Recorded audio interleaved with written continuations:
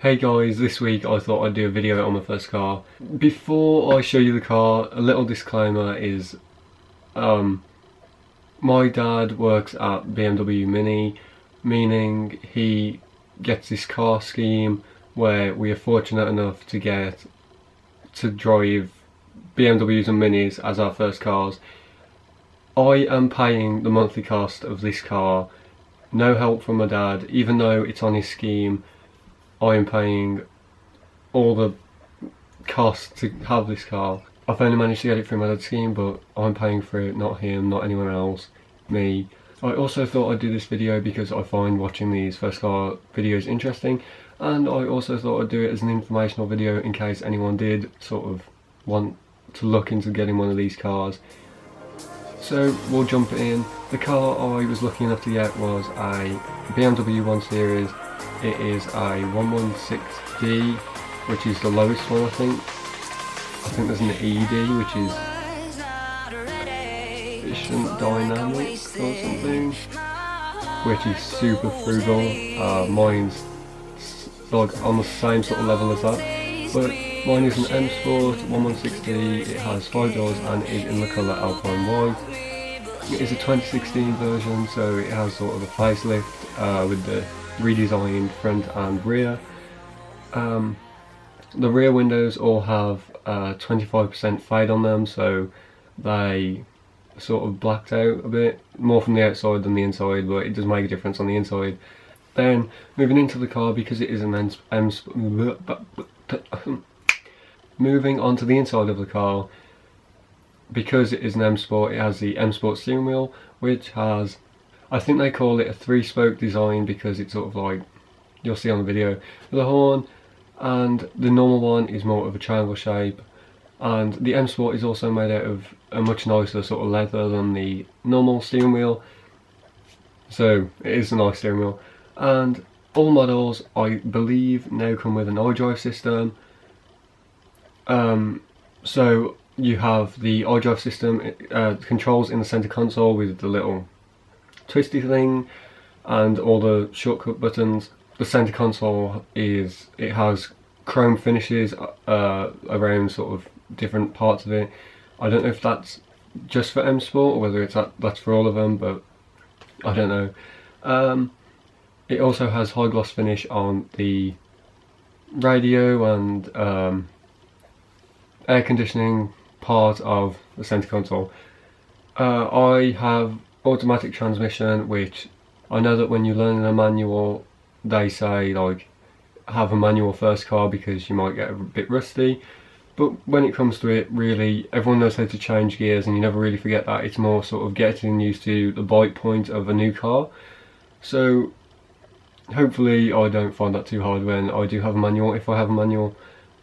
To be honest, the automatics are really nice and it makes you a little bit lazy, but it's nice to drive. So yeah, so automatic because it was the only one on my dad's scheme that was available now. The only other one I could have had was a Mini Countryman, the end of April, beginning of May, which was manual, but I thought it was a bit big for a first car. It's sort of more of a jeepy thing. So just because I wanted a slightly smaller car, I decided to go with the automatic 1 Series, which is this one.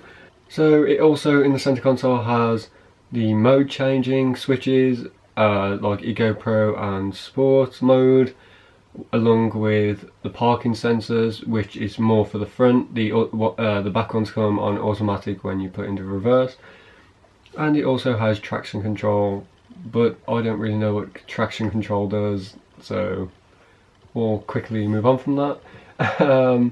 The interior is also the M Sport, so I think as standard with an M Sport you get this hexagon design that's got sort of the blue and black and grey, with the suede bits as well, and in the corner, I didn't show it on the video, but in the lining, in the sort of middle of the seat, you can see a red, blue and white M Sport stripy thing. Yeah. Then we have the windows controls on the side of the doors for all 5 windows because mine is 5 doors, and there's also a locky button at the back to lock the back windows in case you have children in there, or whatever. It also has ISOFIX for anyone who has kids looking to get one. And then last, it has the auto dimming, I believe it is, from what I've noticed it changing when I've drove it. Auto dimming, rear view mirror, and yeah, so that is sort of like all the things that I know about my car. I never got a full specification sort of thing. It was a sort of like O&M Sport, so that's all I've had to work with. I will quickly go through my experience. I've had it almost a week today, Sunday, and my experience of having it is, I had it when it was brand new, so it had done, by the time I got it, it had done 100 miles. That was with my brother driving it from Oxford to where we live. And yeah, because it was new, I think it was pretty, just starting to get ready, like, you know, going.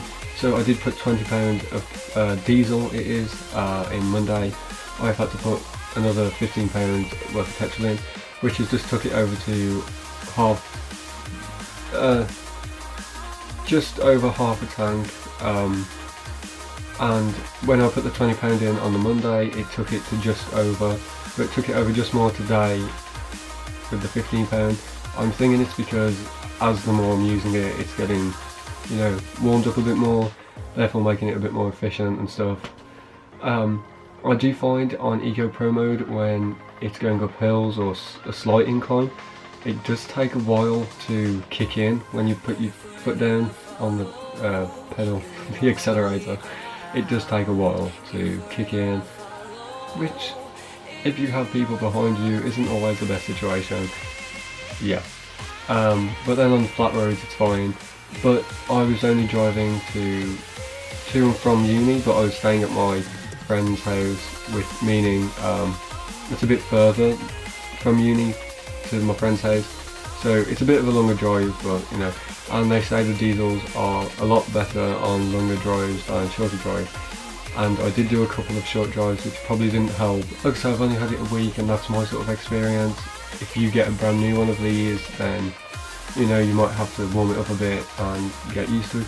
Or the partially used, so with my dad's scheme we use them and then they sell them on, just to make it a bit cheaper for people to buy them in the future.